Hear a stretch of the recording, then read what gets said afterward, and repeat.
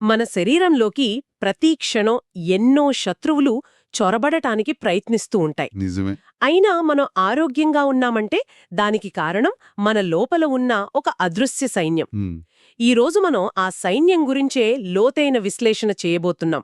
Immunity, infection మరియు inflammation. అంటే వ్యాధి నిరోధకత, సంక్రమణ మరియు వాపు. సరిగ్గా. ఈ సైన్యం ఎలా పనిచేస్తుంది, దానిలో ఎన్ని విభాగాలున్నాయి, వారి ఆయుధాలేంటి, ఈ విషయాలన్నీ చర్చిద్దాం. తప్పకుండా. మన ఈ చర్చకు ఆధారం శరీరధర్మ శాస్త్రవేత్త మరియు నరాల శస్త్రచికిత్స నిపుణుడు అయిన డాక్టర్ గాంధీ బి లంకా గారి రచన. ఓకే. అవును. ముఖ్యంగా అంటే ఈ చర్చతో మనం ఏం చేద్దాం అనుకుంటున్నామంటే హ్మ్. ఫిజియాలజీలో శిక్షణ తీసుకుంటున్న వాళ్లకి లేదా వైద్య విద్యార్థులకు వాళ్లకి ఉపయోగపడాలి. అవును, వాళ్లకి ఈ అంశాలపై ఒక పూర్తి అవగాహన తీసుకురావాలి. అందుకే ప్రతి అంశాన్ని వివరంగా లోతుగా పరిశీలిద్దాం. అద్భుతం. సరే, ఈ సైన్యం యొక్క ప్రాథమిక విధి శత్రువుల నుండి రక్షణ కల్పించడం. అంటే బ్యాక్టీరియా, వైరస్లు, ఫంగస్ లాంటివి. అవును. కాని మూలంలో చెప్పినట్లుగా ఇది మన శరీరంలోని పాత, పనికిరాని కణాలను కూడా తొలగిస్తుందట. ఖచ్చితంగా. అంటే ఒక రకంగా ఇది మన శరీరంలో పారిశుద్ధ్య పనులు కూడా చేస్తుందన్నమాట. సరిగ్గా చెప్పారు. ఇది ఒక అంతర్గత పర్యవేక్షణ వ్యవస్థ. ఇప్పుడు ఈ సైన్యములో ప్రధానంగా 2 విభాగాలున్నాయి. సరే. మొదటిది సహజ రోగనిరోధక శక్తి, అంటే ఇన్నేట్ ఇమ్యూనిటీ. Innate immunity. ఇది మన సరిహద్దుల వద్ద గస్తీ కాసే సాధారణ సైనికుల లాంటిది. చాలా పురాతనమైన వ్యవస్థ.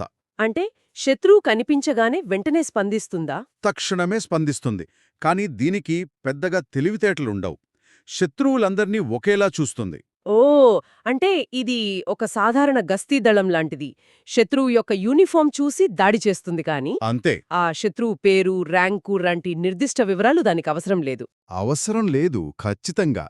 ఇక రెండవది ఆర్జిత రోగనిరోధక శక్తి. ఎడాప్టివ్ ఇమ్యూనిటీ. అంటే కమాండోల లాంటి వాళ్ల. సరిగ్గా చెప్పారు. వీళ్ళు ప్రత్యేక శిక్షణ పొందిన కమాండోలు. గుర్తించి వారి బలహీనతలను లక్ష్యంగా చేసుకుని దాడి చేస్తారు. అన్నింటికన్నా ముఖ్యంగా వీరికి జ్ఞాపక శక్తి ఉంటుంది. జ్ఞాపక శక్తి. ఒక్కసారి ఎదుర్కొన్న శత్రువును ఎప్పటికీ మర్చిపోరు. అందుకే మనకు ఒకసారి అమ్మవారు అంటే చికెన్ పాక్స్ వస్తే మళ్లీ రాదు. ఆ కమాండోలు ఆ వైరస్ను గుర్తుపెట్టుకుని అది మళ్లీ శరీరంలోకి రాగానే వెంటనే నాశనం చేస్తాయి. అవును. కానీ కొన్నిసార్లు ఇదే సైన్యం మనకు వ్యతిరేకంగా కూడా పనిచేస్తుంది కదా. పనిచేస్తుంది. ఆటో ఇమ్యూనిటీ, అలర్జీల వంటివి. అవును, అది ఆ సైన్యంలోని మరో కోణం. కొన్నిసార్లు ఈ సైనికులు మన సొంత కణాలనే శత్రువులుగా పొరబడి దాడి చేస్తారు. దాని గురించి కూడా చర్చిద్దాం. తప్పకుండా. ముందుగా ఈ సహజ రోగనిరోధక వ్యవస్థ ఎలా పనిచేస్తుందో చూద్దాం. ఇది శత్రువుల మీద ఉండే కొన్ని స్థిరమైన నమూనాలను గుర్తిస్తుంది. నమూనాలా? అవును. వీటిని పాథోజన్ అసోసియేటెడ్ మాలిక్యులర్ ప్యాటర్న్స్ అంటారు. PAMPs. PAMPs అంటే ఇవి శత్రువుల మీద ఉండే బయాలజికల్ బార్కోడుల లాంటివా? ఒక రకంగా చెప్పాలంటే అంతే. మన కణాల మీద ఇవి ఉండవు. కాబట్టి మన సైనికులు సులభంగా శత్రువులను గుర్తించగలరు. అవును. ఈ బార్కోడ్లను చదవడానికి మన కణాలపై ప్రత్యేకమైన స్కానర్లుంటాయి. వాటిని ప్యాటర్న్ రికగ్నిషన్ రిసెప్టర్లు, PRRs అంటారు. ఓకే. వీటిలో ముఖ్యమైనవి టోల్ లైక్ రిసెప్టర్లు, అంటే TLRs. వీటిని గస్తీ కాస్తున్న సైనికులుగా ఊహించుకోండి. ఆసక్తికరంగా ఉంది. ఒక్కో సైనికుడికి ఒక్కో రకమైన శత్రువును గుర్తించే నైపుణ్యముంటుంది. కొందరు శత్రువుల గోడలను, ఉదాహరణకు బ్యాక్టీరియా యొక్క LPS. సరిగ్గా. మరికొందరు వారి ఆయుధాలను, అంటే ఫ్లాజెల్లిన్, లేదా వారి రహస్య పత్రాలను, అంటే బ్యాక్టీరియా DNAను గుర్తిస్తారు. అంటే వేర్వేరు TRRలు వేర్వేరు ప్రమాద సంకేతాలను పసిగడతాయి. అవును. మరి కణం లోపల కూడా ఇలాంటి గస్తీ వ్యవస్థ ఉంటుందా? తప్పకుండా. కణం లోపల NOD ప్రోటీన్లు ఈ పని చేస్తాయి. ఇక్కడ ఒక ముఖ్యమైన విషయం చెప్పాలి. చెప్పండి. ఈ వ్యవస్థలో ఒక చిన్న లోపం ఎంత పెద్ద సమస్యకు దారితీస్తుందో చెప్పడానికి క్రాన్స్ వ్యాధి యొక్క ఉదాహరణ. Crohn's disease. అవును. NOD2 అనే ప్రోటీన్లోని లోపాలకు ఈ వ్యాధికి సంబంధముంది. అంటే మనలోని అతి పురాతనమైన సాధారణ రక్షణ వ్యవస్థలో ఒక చిన్న లోపం మన పేగుల్లోని మంచి బ్యాక్టీరియాపైనే దాడి చేసేలా ప్రేరేపించి ఒక దీర్ఘకాలిక వ్యాధికి కారణమవుతుందన్నమాట. ఇది ఆశ్చర్యంగా ఉంది. నిజమే. క్రాన్స్ వ్యాధి అంటే అదే. జన్యుకరంగా బలహీనంగా ఉన్న వ్యక్తులలో మన పేగుల్లో ఉండే సాధారణ సూక్ష్మజీవుల పట్ల రోగనిరోధక వ్యవస్థ అతిగా స్పందిస్తుంది. దానివల్ల ఈ దీర్ఘకాలిక వాపు వస్తుంది. అవును, ఈ గుర్తింపు తర్వాత సహజ రోగనిరోధక వ్యవస్థ సైటోకైన్లు అనే హెచ్చరిక సంకేతాలను పంపి కణభక్షణ ప్రక్రియను ప్రారంభిస్తుంది. సరే, ఈ సహజ రోగ నిరోధక శక్తి అనేది వేగంగా స్పందించే మొదటి రక్షణ వలయం లాంటిది, కానీ అది శత్రువును గుర్తుపెట్టుకోలేదు. మరి ఒకసారి వచ్చిన శత్రువును గుర్తుపెట్టుకుని రెండోసారి మరింత బలంగా దాడి చేసే వ్యవస్థ ఏది? అక్కడే ఆర్జిత రోగ నిరోధక శక్తి అంటే మన కమాండోలు రంగంలోకి వస్తారు కదా. ఖచ్చితంగా. ఈ కమాండో ఫోర్సులో మళ్ళీ 2 విభాగాలున్నాయి. ఓ అలాగా. మొదటిది హ్యూమరల్ ఇమ్యూనిటీ. దీనికి బి కణాలు నాయకత్వం వహిస్తాయి. రెండవది సెల్యులార్ ఇమ్యూనిటీ. దీనికి టీ కణాలు నాయకత్వం వహిస్తాయి. బి కణాలు, టీ కణాలు ఈ పేర్లు తరచుగా వింటుంటాం. బి కణాలేం చేస్తాయి? ఒక శత్రువు దొరకగానే ఈ బి కణాలు ప్లాజ్మా కణాలు అనే ఫ్యాక్టరీలుగా మారిపోతాయి. ఫ్యాక్టరీలుగా? అవును, ఈ ఫ్యాక్టరీలు యాంటీబాడీలు అనే చిన్నపాటి గైడెడ్ మిసైల్స్ను ఉత్పత్తి చేస్తాయి. వావ్! ఈ మిసైల్స్ రక్తంలో ప్రయాణించి కణాల బయట స్వేచ్ఛగా తిరుగుతున్న బాక్టీరియా లేదా విషపదార్థాలను పట్టుకొని నిర్వీర్యం చేస్తాయి. అయితే బి కణాలు గగనతల రక్షణ దళం అంటే ఎయిర్ ఫోర్స్ లాంటివి. సుదూర లక్ష్యాలను క్షిపణులతో ఛేదిస్తాయి. మంచి పోలిక. మరి టీ కణాలు? వాళ్ళు భూతల సైన్యం, గ్రౌండ్ ట్రూప్స్ లాంటివారా? చాలా మంచి పోలిక. టీ కణాలు, ముఖ్యంగా సైటోటాక్సిక్ టీ కణాలు అంటే CD8+, ప్రత్యక్ష పోరాటంలో పాల్గొంటాయి. ప్రత్యక్ష పోరాటమా? అవును, వైరస్ సోకిన మన కణాల లోపల దాక్కున్న శత్రువులను లేదా నియంత్రణ కోల్పోయిన మన సొంత కణాలను. కణితి కణాల లాంటివా? సరిగ్గా. కణితి కణాలను గుర్తించి వాటిని నాశనం చేస్తాయి. అవయవ మార్పిడి జరిగినప్పుడు కొత్త అవయవాన్ని తిరస్కరించేది కూడా ఈ టీ కణాలే. ఒక్క నిమిషం, మీరు కణితి కణాలు అన్నారు. అంటే మన రోగనిరోధక వ్యవస్థ ప్రతిరోజూ మనలో ఏర్పడే క్యాన్సర్ కణాలతో పోరాడుతూనే ఉంటుందా? అవును. అది విఫలమైనప్పుడే మనకు కణితులొస్తాయా? ఖచ్చితంగా. దాన్నే ఇమ్యూన్ సర్వైలెన్స్ అంటారు. మన టీ కణాలు నిరంతరం గస్తీ కాస్తూ అసాధారణంగా ప్రవర్తించే కణాలను తొలగిస్తూ ఉంటాయి. ఆసక్తికరంగా ఉంది. ఈ సైనికులంతా ఎముక మధ్య అంటే బోన్ మ్యారోలో పుడతారు. బి కణాలు అక్కడే శిక్షణ పూర్తి చేసుకుంటాయి. మరి టీ కణాలు? టీ కణాలు మాత్రం థైమస్ అనే ఒక ప్రత్యేకమైన మిలిటరీ అకాడమీకి వెళ్లి కఠినమైన శిక్షణ పొందుతాయి. ఈ టీ కణాల కమాండో ఫోర్స్లో కూడా వేర్వేరు ప్రత్యేకతలున్న సైనికులుంటారు గదా? అవును, ఉంటారు. సైటోటాక్సిక్ టీ కణాలు అంటే CD8+, ప్రత్యక్ష హంతకులు. అసాసిన్స్. ఓకే. ఇక హెల్పర్ టీ కణాలు CD4+, సైనిక జనరల్స్ లాంటివి. జనరల్స్. అవును, ఇవి సైటోకైన్లు అనే ఆదేశాలను జారీ చేస్తూ మొత్తం యుద్ధాన్ని సమన్వయం చేస్తాయి. ఈ జనరల్స్లో కూడా మళ్లీ స్పెషలైజేషన్ ఉంటుంది. అంటే TH1 జనరల్స్ భూతల సైన్యానికి అంటే సెల్యులర్ ఇమ్యూనిటీకి ప్రాధాన్యతిస్తారు. TH2 జనరల్స్ గగనతల దళానికి, హ్యూమరల్ ఇమ్యూనిటీకి ప్రాధాన్యత ఇస్తారు. ఈ TH2 కొన్నిసార్లు అలర్జీలకు కూడా కారణమవుతాయి అంటారు కదా? అవును. ఇక TH17 కణాలు సాధారణ సైనికులైన న్యూట్రోఫిల్లను యుద్ధరంగంలోకి పిలుస్తాయి. సరే. చివరగా టీ కణాలు. ఇవి శాంతి పరిరక్షక దళం లాంటివి. యుద్ధం ముగిశాక మన సైన్యం మనకే హాని చేయకుండా ప్రతిస్పందనను అణిచివేస్తాయి. ఈ వ్యవస్థలో జ్ఞాపకశక్తి గురించి నాకింకా ఆశ్చర్యంగా ఉంది. అది ఎలా పనిచేస్తుంది? యుద్ధం ముగిశాక గెలిచిన బి మరియు టీ కణాలలో కొన్ని మెమరీ కణాలుగా మారిపోతాయి. అవి చాలా కాలం పాటు శరీరంలో ఉంటాయా? ఉంటాయి. మళ్లీ అదే శత్రువు ప్రవేశించినప్పుడు ఇవి చాలా వేగంగా రెట్టింపు బలంతో స్పందిస్తాయి. అద్భుతం. శత్రువులు ఎక్కువగా ప్రవేశించే ప్రదేశాలైన శ్లేష్మ పొరల వద్ద అంటే జీర్ణ మరియు శ్వాస వ్యవస్థలలో ఇవి వ్యూహాత్మకంగా మోహరించి ఉంటాయి. సరే, ఇక్కడ నాకొక ప్రాథమిక సందేహం. ఈ వ్యవస్థ ఒక నిర్దిష్ట శత్రువును ఎలా గుర్తిస్తుంది? ముఖ్యంగా మన శరీరంలోకి ఆ శత్రువు రాకముందే దాన్ని గుర్తించే కణాలు ఎలా సిద్ధంగా ఉంటాయి? ఇది నిజంగా ఒక జన్యుశాస్త్ర అద్భుతం. అవునా? మన రోగనిరోధక వ్యవస్థ యొక్క సామర్థ్యం యాంటిజెన్ మన శరీరంలోకి రాకముందే సృష్టించబడుతుంది. ఎలా? విభిన్న గ్రాహకాలను అంటే రిసెప్టర్స్ ను సృష్టించే సామర్థ్యం మనకు లభిస్తుంది. ట్రిలియన్ల? అవును. యాంటీజెన్ వచ్చి ఈ ట్రిలియన్ల కణాలలో దేని గ్రాహకానికైతే సరిగ్గా సరిపోతుందో ఆ ఒక్క కణం మాత్రమే ఎంపిక చేయబడి వేగంగా వృద్ధి చెందుతుంది. దీనినే క్లోనల్ సెలెక్షన్ అంటారు. కానీ టీ కణాలు అంత సులభంగా యాంటీజెన్ను గుర్తించవు కదా, అవి కొంచెం పట్టింపుగా ఉంటాయని విన్నాను. నిజమే. బి కణాలలా కాకుండా టీ కణాలు యాంటీజన్ను నేరుగా గుర్తించలేవు. మరి ఎలా? యాంటీజన్ ప్రెజెంటింగ్ కణాలు అంటే ఏపీసీస్ అనే ప్రత్యేక గూఢచారులు శత్రువును పట్టుకుని వారిని చిన్న చిన్న ముక్కలుగా విడగొడతాయి. ఆ తర్వాత?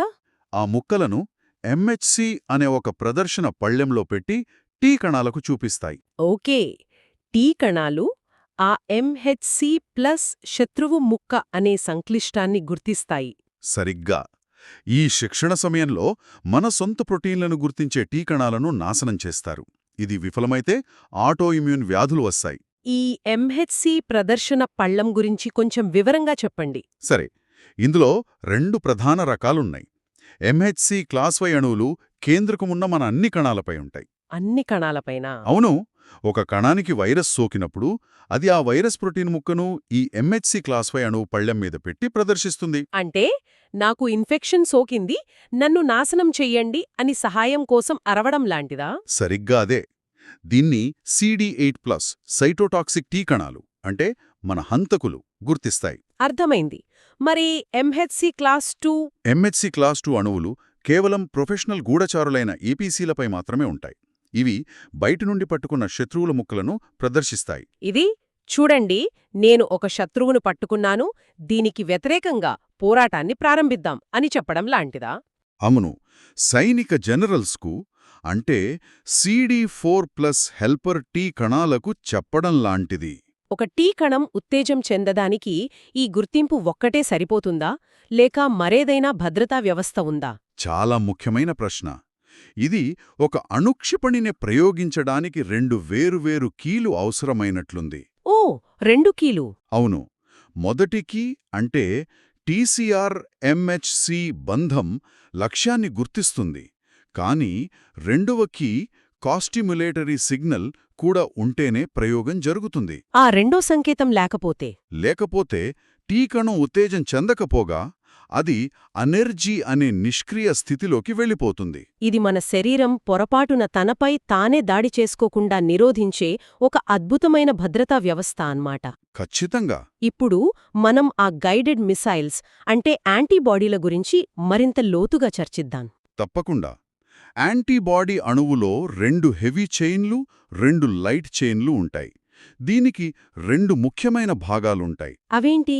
యాంటిజెన్కు అతుక్కునే భాగాన్ని ఫ్యాబ్ అంటారు. ఇది మిస్సైల్ యొక్క టార్గెటింగ్ సిస్టమ్ లాంటిది. సరే. ఇతర రోగనిరోధక కణాలను ఆకర్షించే భాగాన్ని ఎఫ్సి అంటారు. ఇది వార్హెడ్ లాంటిది. ఆసక్తికరంగా ఉంది. హెవీ చైన్ల రకాన్ని బట్టి వీటిలో ఐజీజీ, ఐజీఏ, ఐజీఎం వంటి 5 తరగతులున్నాయి. ప్రాథమిక ప్రతిస్పందనలో మొదట ఉత్పత్తి అయ్యేది ఐజీఎం అని విన్నాను. అదొక పెంటామర్. అవును. 5 యూనిట్ల సమూహం. ఇది మొదటి వేవ్ దాడిలాంటిది. కాని నాకు ఐజీఏ గురించి చాలా ఆసక్తిగా ఉంది. ఇది స్రావాలలో ఉంటుందన్నారు కదా? అవును. ఐజీఏ మన సరిహద్దు రక్షణలో చాలా కీలకమైనది. ఇది జీర్ణ, శ్వాస మరియు మూత్ర జననేంద్రియ మార్గాల వంటి శ్లేష్మ పొరల వద్ద ఉంటుంది. అక్కడేం చేస్తుంది? అక్కడ ఇది శత్రువులు మన కణాలకు అతుక్కోకుండా నిరోధిస్తుంది. తల్లిపాల ద్వారా శిశువులకు కూడా ఈ ఐజీఏ యాంటీబాడీలంది వారికి తొలి రక్షణ కవచంగా నిలుస్తాయి. ఇంత పెద్ద సైన్యముంది, ఇన్ని విభాగాలున్నాయి. ఇవన్నీ ఒకదానితో ఒకటి ఎలా సంభాషించుకుంటాయి? సైటోకైన్ల ద్వారా. అంటే వారి కమ్యూనికేషన్ నెట్వర్క్ కదా? అవును. ఇవి హార్మోన్ల వంటి చిన్న ప్రోటీన్లు. ఇవి కణాల మధ్య రహస్య సందేశాలను పంపుతాయి. యుద్ధరంగంలో సైనికుల మధ్య ఉండే రేడియో సిగ్నల్స్ లాంటివి అన్నమాట. ఉదాహరణకి IL-1, TNF-ఆల్ఫా వంటి సైటోకైన్లు జ్వరం వంటి దైహిక ప్రభావాలను కలిగిస్తాయి. కీమోకైన్లు అనేవి ఒక రకమైన సైటోకైన్లు. అవేం చేస్తాయి? ఇవి సైనికులకు జీపీఎస్ కోఆర్డినేట్స్లా పనిచేసి వారిని ఖచ్చితంగా యుద్ధరంగం వైపు నడిపిస్తాయి. ఇక కాంప్లిమెంట్ వ్యవస్థ గురించి కూడా ప్రస్తావించారు. ఇది ఒక సహాయక దళం లాంటిదా? ఇది కేవలం సహాయక దళం కాదు. ఇదొక శక్తివంతమైన ఆయుధ వ్యవస్థ. ఇది సుమారు 30 ప్లాస్మా ప్రోటీన్ల సమూహం. ఇది ఎలా పనిచేస్తుంది? ఒక డామినో ఎఫెక్ట్ లాగా పనిచేస్తుంది. ఒక ప్రోటీన్ ఉత్తేజితమైతే అది మరొకదాన్ని, అది ఇంకొకదాన్ని ఉత్తేజపరుస్తుంది. చివరికి దీనివల్ల 3 ప్రధాన పనులు జరుగుతాయి. అవేమిటి? ఒకటి, ఆప్సనైజేషన్ అంటే శత్రువుల మీద ఒక టార్గెట్ స్టిక్కర్ను అంటించటం. దానివల్ల ఫాగోసైట్స్లు వాటిని సులభంగా తినేస్తాయా? సైనికులను యుద్ధరంగానికి పిలవడం. ఇక మూడోది మెంబ్రేన్ అటాక్ కాంప్లెక్స్ అంటే మ్యాక్ను ఏర్పరిచి శత్రువుల కణత్వచంలో రంధ్రాలు చేసి వారిని చంపడం. వావ్! ఇప్పుడు క్షేత్రస్థాయిలో పనిచేసే సైనికుల గురించి మాట్లాడుకుందాం. న్యూట్రోఫిల్స్తో ప్రారంభిద్దాం. సరే. నేను విన్నది నిజమేనా? ఇవి మన సైన్యంలో అత్యధిక సంఖ్యలో ఉండే సైనికులని? అవును, ఇవి చాలా తక్కువ కాలం జీవిస్తాయి, కానీ రోజుకు 100 బిలియన్లకు పైగా ఉత్పత్తి అవుతాయి. అద్భుతం! ఇన్ఫెక్షన్ ఉన్న ప్రదేశానికి ఇవి రక్తనాళాల నుండి బయటకు దూకి వెళ్తాయి. అక్కడ ఇవి సూక్ష్మజీవులను మృంగివేయడం లేదా వాటి లోపల ఉండే గ్రాన్యూల్స్లోని ఎంజైమ్లను విడుదల చేసి నాశనం చేస్తాయి. నేను రెస్పిరేటరీ బర్స్ట్ అనే పదం విన్నారు. అది ఒక విధమైన రసాయన ఆయుధం లాంటిదా? ఖచ్చితంగా, ఇది న్యూట్రోఫిల్స్ యొక్క అత్యంత శక్తివంతమైన ఆయుధం. ఇవి సూపరాక్సైడ్ అనే అత్యంత క్రియాశీల ఆక్సిజన్ అణువులను సృష్టిస్తాయి. ఓ! ఇది చివరికి హైపోక్లోరస్ ఆమ్లం అంటే HOCl గా మారుతుంది. ఇది మనం వాడే బ్లీచ్లో ఉండే క్రియాశీల పదార్థం. అంత శక్తివంతమైనదా? అవును, అందుకే శత్రువులను నాశనం చేయడంతో పాటు కొన్నిసార్లు మన స్వంత కణజాలానికి కూడా హాని కలిగిస్తుంది. కొలాటరల్ డ్యామేజ్ అన్నమాట. మరి ఇతర సైనికులు ఇసినోఫిల్స్, బాసోఫిల్స్ మరియు మాస్ట్ కణాల పాత్ర ఏమిటి? ఇసినోఫిల్స్ ప్రధానంగా పరాన్నజీవులకు వ్యతిరేకంగా పనిచేస్తాయి. సరే. బాసోఫిల్స్ మాస్ట్ కణాలు మన శరీరంలోని హైపర్ సెన్సిటివ్ అలారం సిస్టమ్స్ లాంటివి. Alarm systems. అవును, వీటి ఉపరితలంపై IgE యాంటీబాడీలు ఉంటాయి. అలర్జెన్, ఉదాహరణకు పుప్పొడి రేణువు, వీటికి బంధించబడినప్పుడు ఇవి హిస్టమిన్ వంటి రసాయనాలను విడుదల చేస్తాయి.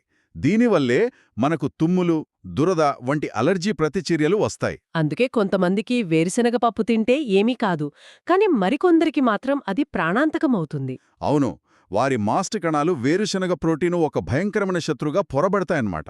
ఇక చివరిగా ఈ యుద్ధం జరిగినప్పుడు కనిపించే వాపు, ఆ తర్వాత గాయం మానడం ప్రక్రియను చూద్దాం. తప్పకుండా. వాపు అనేది ఇన్ఫెక్షన్ లేదా గాయానికి శరీరం యొక్క ప్రతిస్పందన. ఆ ప్రదేశంలో రక్తనాళాలు వ్యాకోచించి వాటి పారగమ్యత పెరుగుతుంది. దీనివల్ల ఎక్కువ రక్తం, రోగనిరోధక కణాలు ఆ ప్రదేశానికి చేరుతాయి కదా? అవును, అందుకే మనకు ఎరుపు, వేడి, వాపు మరియు నొప్పి కలుగుతాయి. ఈ ప్రక్రియ మొత్తాన్ని నియంత్రించడంలో NF-kB అనే ఒక మాస్టర్ స్విచ్ ఉంటుందన్నారు. అవును, అదొక ట్రాన్స్క్రిప్షన్ ఫ్యాక్టర్. స్టిరాయిడ్లు ఈ స్విచ్ను ఆఫ్ చేయడం ద్వారానే వాపును తగ్గిస్తాయి. యుద్ధం ముగిసింది, శత్రువులను ఓడించాం. ఇప్పుడు ఆ యుద్ధభూమిని శుభ్రం చేసి పునర్నిర్మాణం చెయ్యాలి కదా? చెయ్యాలి. గాయం మానడం ఎలా జరుగుతుంది? గాయం తగిలిన వెంటనే ప్లేట్లెట్లు అనే ఫస్ట్ ఎయిడ్ బృందం వచ్చి రక్తం గడ్డకట్టేలా చేస్తుంది. ఆ తర్వాత తర్వాత న్యూట్రోఫిల్స్ మరియు మ్యాక్రోఫేజులు అనే పారిశుద్ధ్య కార్మికులు వచ్చి చనిపోయిన కణాలను, సూక్ష్మజీవులను తొలగిస్తాయి. ఆ తరువాత నిర్మాణం ఎలా మొదలవుతుంది? మ్యాక్రోఫేజ్లు నిర్మాణ ప్రణాళికను అంటే గ్రోత్ ఫ్యాక్టర్లను విడుదల చేస్తాయి. ఈ ప్రణాళిక ప్రకారం ఫైబ్రోబ్లాస్ట్లు అనే నిర్మాణ కార్మికులు వచ్చి కొల్లాజెన్ అనే సిమెంటును వేసి గాయాన్ని పూడ్చి మచ్చను ఏర్పరుస్తాయి. ఆ మచ్చ పూర్తి బలంగా ఉంటుందా? ఉండదు. పూర్తిగా మానిన తర్వాత కూడా ఆ మచ్చ యొక్క బలం అసలు చర్మం బలంలో 70% మాత్రమే ఉంటుంది. ఇంతటితో ఈ చర్చను ముగిద్దాం. మన శరీరంలోని ఈ అదృశ్య సైన్యం గురించి అద్భుతంగా వివరించారు. ధన్యవాదాలు. సరిహద్దుల వద్ద గస్తీ కాసే సాధారణ సైనికుల నుండి ప్రత్యేక శిక్షణ పొందిన కమాండోల వరకు. అవును, సహజ మరియు ఆర్జిత రోగనిరోధక శక్తి. వారి మధ్య రహస్య సందేశాల నుండి యుద్ధం తర్వాత గాయాలను మాన్పే వైద్య బృందాల వరకు అన్ని విషయాలను చర్చించాము. అసలు ఇందులో అత్యంత ఆసక్తికరమైన విషయం ఏంటంటే దీని సమన్వయం, దాని సంక్లిష్టత. అవును, దాని సంక్లిష్టత అంటే ఇన్ఫెక్షన్ రాకముందే ట్రిలియన్ల కొద్దీ సంభావ్య గ్రాహకాలను సృష్టించే ఆ జన్యుపరమైన లాటరీ నుండి మనల్ని మనం గాయపరుచుకోకుండా ఉండే ఆ 2 కీల భద్రతా వ్యవస్థ వరకు. సరిగ్గా. ఇది తనిఖీలు, సంతులనాలు మరియు అపారమైన శక్తితో కూడిన ఒక అద్భుతమైన వ్యవస్థ. మన శ్రోతలు ఆలోచించడానికి ఒక చివరి ప్రశ్న. మూలంలో చెప్పిన విషయమొకటి నాకింకా గుర్తుంది. చెప్పండి. తిరిగి ఇన్ఫెక్షన్ సోకే అవకాశమున్నా శ్లేష్మ పొరల వద్ద మెమరీ కణాలు వ్యూహాత్మకంగా ఉంటాయి కదా? అవును, ఇదొక ముఖ్యమైన ప్రశ్నను లేవనెత్తుతుంది. అదేమిటి? మన ఆధునిక జీవనశైలి, మారిన ఆహారపు అలవాట్లు, మితిమీరిన పరిశుభ్రతా పద్ధతులు మరియు పర్యావరణ ప్రభావాలు ఈ శ్లేష్మ పొరల్లోని మెమరీ కణాల శిక్షణ మరియు స్థానాన్ని ఎలా ప్రభావితం చేస్తున్నాయి? అంటే పాత మరియు కొత్త వ్యాధికారకాలకు వ్యతిరేకంగా మన రోగనిరోధక శక్తి యొక్క దీర్ఘకాలిక పర్యవసానాలు ఏమిటి? సరిగ్గా ఆలోచించాల్సిన విషయం.